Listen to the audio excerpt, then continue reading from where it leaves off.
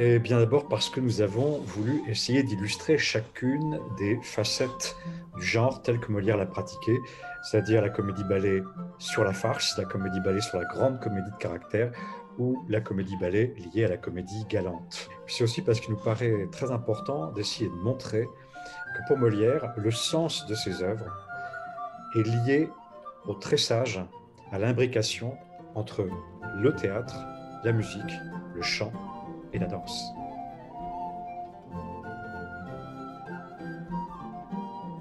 Précisément, le malade imaginaire que nous croyons tous connaître, eh bien, il me semble que on va découvrir des choses à partir du moment où on verra l'œuvre dans son intégralité et comment Molière, à travers le tressage entre théâtre, musique, chant et danse, révèle que son œuvre est d'abord une célébration de la vie.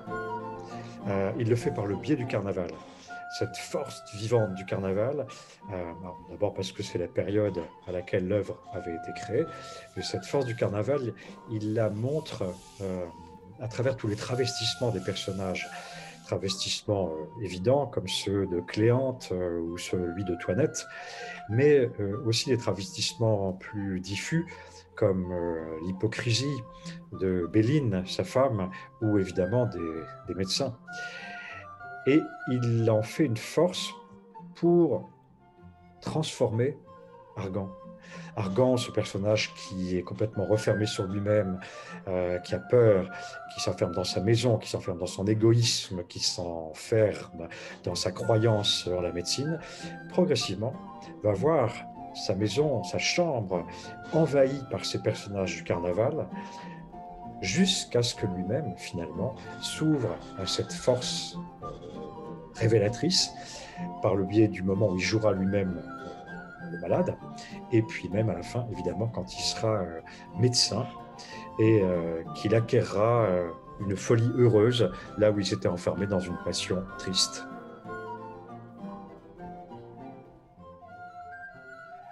Le mariage forcé, c'est la première comédie-ballet écrite par Molière et Lully, et il donne à ce moment-là une importance encore extrêmement forte à la danse, ce qui fait que le mariage forcé, peut-être ce qui s'apparente le plus à ce que nous appellerions une comédie musicale. Alors, qui dit comédie musicale dit univers de fantaisie, de grande fantaisie, et c'est ce que nous avons voulu traduire à travers de permanentes surprises visuelles, en particulier dans toutes ces petites maisons à transformation qui bougent, qui sont truquées de la base jusqu'au plafond, mais aussi dans les costumes qui, eux, sont inspirés par tout ce que les défilés de haute couture contemporains auraient de plus incroyable.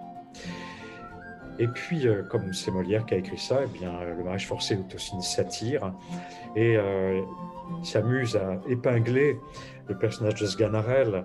Il lui fait jouer le rôle de l'arroseur arrosé, puisque Sganarelle voulait forcer au mariage la jeune Dorimène en lui imposant ses conditions, et puis finalement, évidemment, c'est Dorimène qui retourne dans la situation, va imposer à Sganarelle sa manière de vivre le mariage.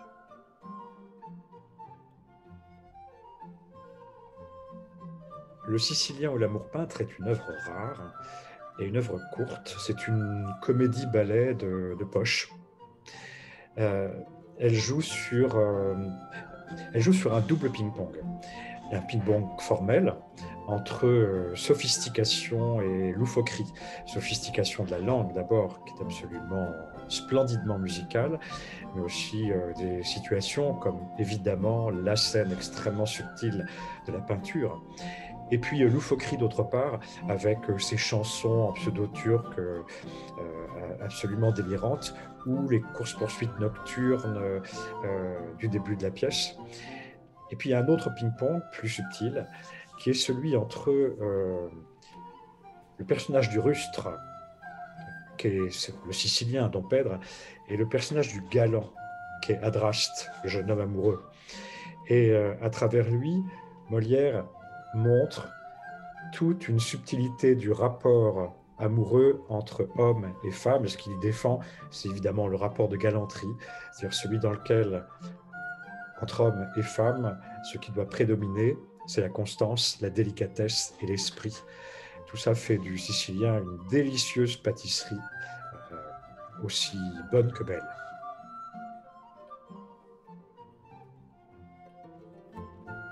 Eh bien, cette année Molière, c'est probablement un très beau cadeau, un cadeau que nous font les circonstances, mais aussi Molière, Charpentier et Lully, puisque au moment où nous allons avoir besoin de retrouver des forces et du tonus, eh bien, ils nous apportent le médicament idéal, la comédie-ballet, c'est-à-dire le triomphe des arts sur toutes les passions tristes.